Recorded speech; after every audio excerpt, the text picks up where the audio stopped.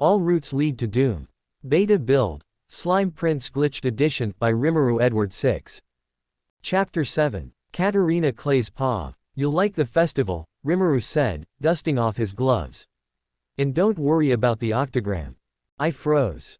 What again? He looked completely unbothered. The 8 demon lords. You know, rulers of different regions in the world, immense power, cosmic threats, that kind of thing. I blinked at him. You're friends with 8 demon lords. Well, sort of, he said thoughtfully. We work together. Mostly. It's complicated. But they're not that scary. That's when the screaming inside my brain started. Serious Katarina, this is fine. It's just world-level destruction waiting to happen. Nothing new. Romantic Katarina, we're going to die surrounded by attractive supernatural entities, probably. Farmer Katarina, did they have soil demons? Can I befriend one? Child Katarina, does the octagram come in cookie shapes? They're not all bad, Rimuru continued, completely unaware that I was mentally collapsing in slow motion. I'll walk you through it. First, there's Guy Crimson. Classic demon lord, red hair, elegant, intimidating. Total fashion icon. But really, he just wants people to leave him alone unless they're interesting. I think he'd like you, maybe. I made a small strangled noise. Then there's Milam Nava, she looks like a young girl, pink twin tails, but don't let that fool you. She's one of the strongest. But she's also, well, imagine a sugar-obsessed child with godlike strength and zero patience. She sounds like if I and a dragon fused, I whispered. Exactly, Rimuru grinned. Ramirez is the fairy queen. Tiny, loud, always flapping around and shouting. But she's harmless. Honestly, a bit of a comic relief. You'd get along. ... She sounds like one of my inner voices, I muttered. Leon Cromwell is a proper noble type. Mysterious, broody, dramatic entrances, the usual. Probably wouldn't talk much, but he's not hostile. Unless you're a threat. I sat very still. I'm a potato farmer, not a threat. Then you're fine, he said. Dino's basically lazy. He's the fallen angel type but spends most meetings asleep. You could probably grow carrots on his cape and he wouldn't notice. I'm strangely okay with that. Then there's Dagruel, big guy, looks terrifying, could break a mountain in half, but he's a total family man. Worries more about his little brothers than world domination. ... Wait, really? He brings snacks to meetings. I stared. Luminous Valentine runs a vampire nation. Elegant, dramatic, surprisingly religious. She's complicated, but as long as no one disrespects her church, she's civil. Surprisingly religious. She's a vampire. I know, right? Rimuru grinned again. Makes mass very interesting. And last but not least, me. The reasonable one. I gave him a look. He just shrugged. Look, compared to the others, I'm downright tame. I didn't respond. I couldn't. My brain had left the building. 8 demon lords. 1 festival. 0 survival instinct. I don't think I'm emotionally prepared for this, I whispered. Rimuru tilted his head. You faced down multiple death flags and befriended all your love rivals. You'll be fine. I stared at him. ... That might be the most terrifying sentence I've ever heard. He just laughed. And then, he looked at me. Really looked at me. Not amused, not entertained, just, kind. It must have been hard. I blinked. What? Doing everything to fight off your fate. Changing yourself. Changing others. Never knowing if the wrong step, the wrong word, the wrong look might be the thing that ends it all. His voice was calm, but not cold. Because that's how you were written. That was the design. My chest tightened. I didn't respond. He kept going, gently, like peeling back a corner of a page I'd spent years trying to tape shut. You weren't supposed to make it. Not in the original path. And yet, here you are. Still smiling. Still trying. I swallowed hard. No one had ever said it like that before. People laughed when I talked about doom flags. They patted my head, smiled at my quirks, maybe worried for me once in a while, but no one ever truly understood.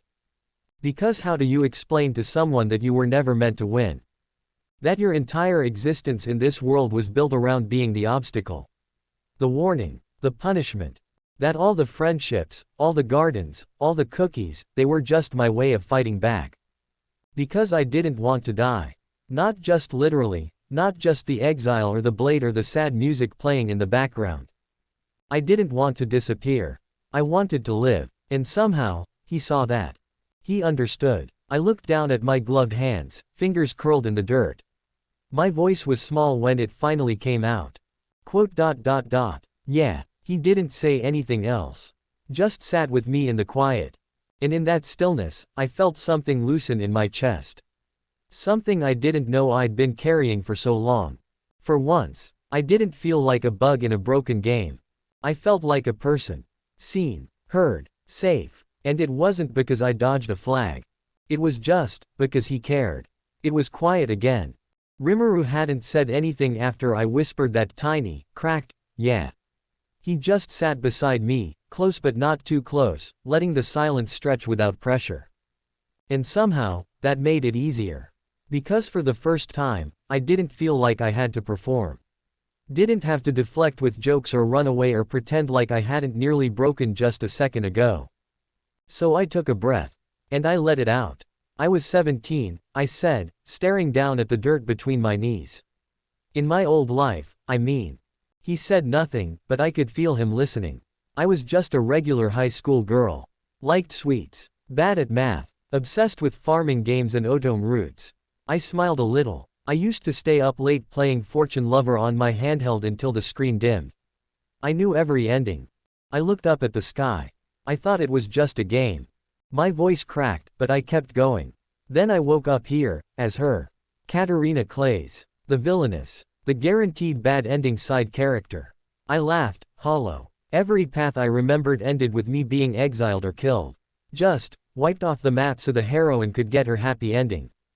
Rimuru still didn't speak. Still didn't interrupt. So I let it all out. At first, I tried to fix it. Change the story. Be nice to everyone. Study. Learn magic. Plant potatoes. Befriend the heroine. Build a reverse harem without meaning to. I gave a weak smile. And I thought, if I just worked hard enough, I could survive. I clenched my fingers together. But no matter how much I did, I couldn't stop being scared. Like the world was just waiting to snap me back into the role. Like there was a wall I couldn't see, and one day I'd walk right into it and lose everything.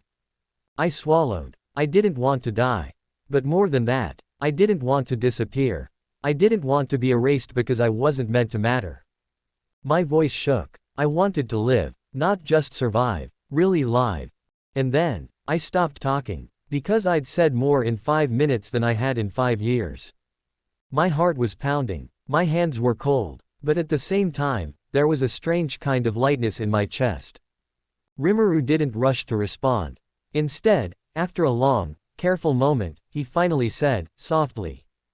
You mattered the moment you chose to fight the script. And somehow, those were the exact words I needed to hear. Mary Hunt's paw. I wasn't trying to spy. Really, I wasn't. I'd come to the garden because I knew Katarina often hid there when she was overwhelmed, usually with a cookie or a shovel or both. I thought maybe she was just talking to some plants again or giving affection to a tomato she named, Jordo Jr. But then I heard voices. Her voice and his. I stepped closer, half shielded by a row of rose bushes. I didn't mean to listen. But when I heard the tone of her voice, soft, unsure, vulnerable, I couldn't make myself walk away. I had never heard Katarina talk like that before. Not with me, not with anyone. And then he spoke. That foreign prince, Rimuru Tempest. You mattered the moment you chose to fight the script. I stopped breathing. Katarina didn't respond, but she didn't need to. The air shifted. The silence between them was filled with something I didn't understand, but felt all the same. And I realized something. He wasn't flirting with her. He wasn't like the other boys, fighting over her, performing for her, dazzling her with grand gestures. He saw her. Truly saw her. The Katarina who panicked over cookies and garden disasters and impossible fate. The one I adored so deeply it scared me sometimes. And more terrifying than anything was the fact that, she let him. She didn't laugh it off or change the subject or bounce off to find something distracting. She stayed. She listened. And he reached her in a place none of us had. Not even me. I stepped back, heart pounding. Because I realized something I didn't want to admit. Rimuru wasn't in love with Katarina. But Katerina was starting to feel something back. Something deeper than friendship. Something that made my chest ache in a way I didn't have a name for. I loved her. I had always loved her. But for the first time, I wondered if maybe someone else could understand her in a way I couldn't. And I wasn't sure whether I hated him for that, or admired him for it. I should have left. I should have turned around the moment I heard something I wasn't meant to. But I couldn't move. Because then he said, "But you have great friends who look out for you." I saw Katerina tense, just a little. He kept speaking, his voice softer now. "You fought so hard for people who love you, even if they weren't meant to in the beginning. You changed their minds. Because you are the most honest and kind person in this world." I felt my breath catch. I didn't understand all of it, what he meant by, "weren't meant to," or why he spoke like he was reading from some invisible story only they knew. But I understood how he said it. With warmth. With certainty. With something almost reverent. And I knew he meant us. Me, Maria, Sophia, Anne, even the boys who hovered around Katerina like bees to a sunflower. He saw all of us, saw how Katerina had pulled us in, changed our hearts, just by being herself. And for a moment, I couldn't breathe. Because he was right. When I first met Katerina, I hadn't planned to like her. I certainly hadn't expected to fall in love with her. She was clumsy, loud, and completely unaware of how easily she drew people in. But she did. She didn't conquer with beauty or cleverness or power. She conquered with kindness. She loved everyone, fearlessly, foolishly, fully. And somehow, we all loved her back. Even if we didn't understand why. Even if we didn't know what we were supposed to be. Katerina rewrote that without ever realizing it. And now, this strange foreign prince, this Rimuru, saw that.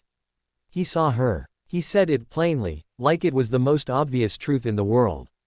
And I hated how much I wanted to believe him. Because if he was right, if Katerina really had become the most important part of this world to so many people, then I didn't know where that left me.